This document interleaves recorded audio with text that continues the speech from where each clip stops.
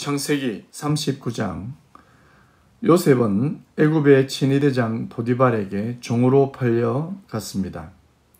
야곱에게 가장 사랑받고 있던 요셉이 하루아침에 종이 되었습니다.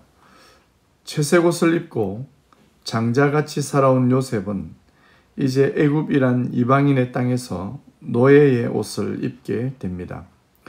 11번째 아들이 장자가 입을 옷 채색 옷을 입고 아버지에게 특별한 사랑을 독차지했으니 형제들의 시기심은 하늘을 찌를만 했습니다. 집단 따돌림이 얼마나 나쁜 행동입니까? 야곱 집안이 집단 따돌림의 원조입니다.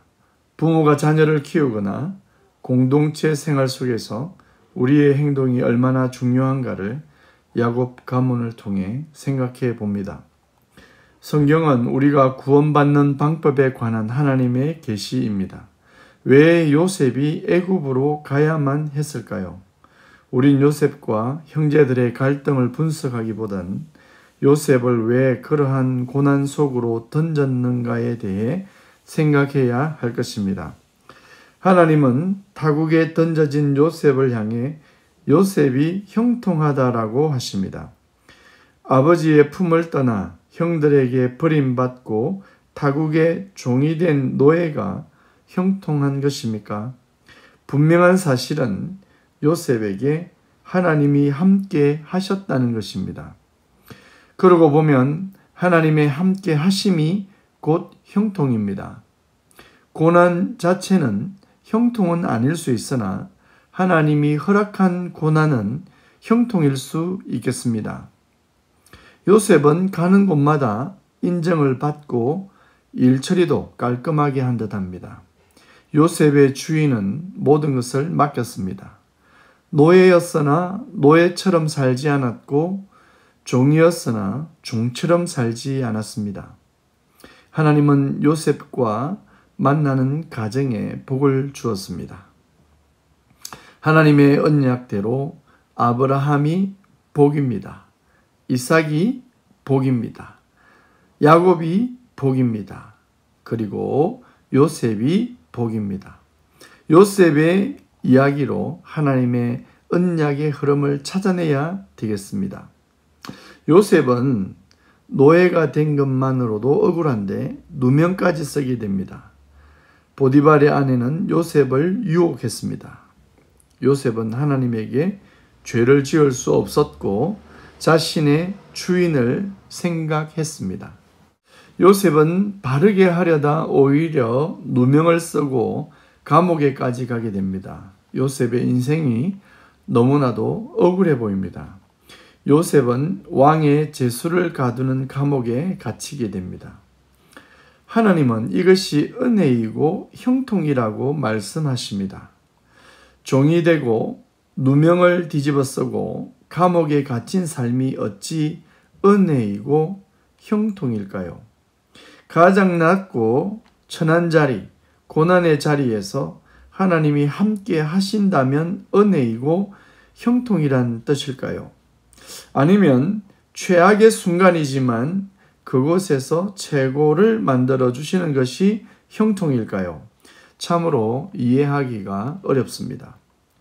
요셉은 노예로서 죄수로서 누릴 수 없는 특별한 대우를 받게 되었고 가는 곳마다 그가 가진 탁월한 재능으로 관리하는 일에 특별한 은사를 보인 것은 사실입니다.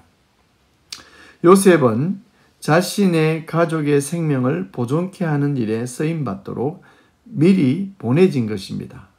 물론 요셉은 모르고 있겠죠. 야곱에게 하신 하나님의 언약을 성취하기 위해 요셉이 특별한 역할을 하고 있는 것입니다. 그의 역할은 야곱 가정을 다 초대하고 애굽에서 큰 민족으로 성장케 하는 준비 단계입니다. 그런 면에서 요셉은 하나님의 은혜 아래 있고 하나님의 형통케 하시는 복 안에 있는 것입니다. 고난이 복입니다. 환난이 복입니다. 연단이 복입니다. 고난 속에서는 그 복을 볼 수 없으나 고난이 꽃을 피울 때 그것은 복으로 피어나는 것입니다. 밀알이 땅에 떨어져 썩어지는 것은 이해할 수 없는 고난이지만 새 생명이 싹을 내고 많은 열매를 거둘 땐 형통을 이해할 수 있습니다. 요셉은 야곱과 그의 가정을 위해 한 알의 밀이 된 것입니다. 요셉의 삶을 통해 예수님의 삶을 보게 됩니다. 사랑받던 아들 예수님은 왕의 자녀이며 모든 상속권을 가지신 하나님의 외아들이십니다. 그 성자 하나님이 이 땅에 종으로 오셨습니다. 그러나 우리는 그에게 누명을 씌웁니다. 죄인인 우리가 오히려 성자 하나님을 가장 큰 죄인 취급을 했습니다.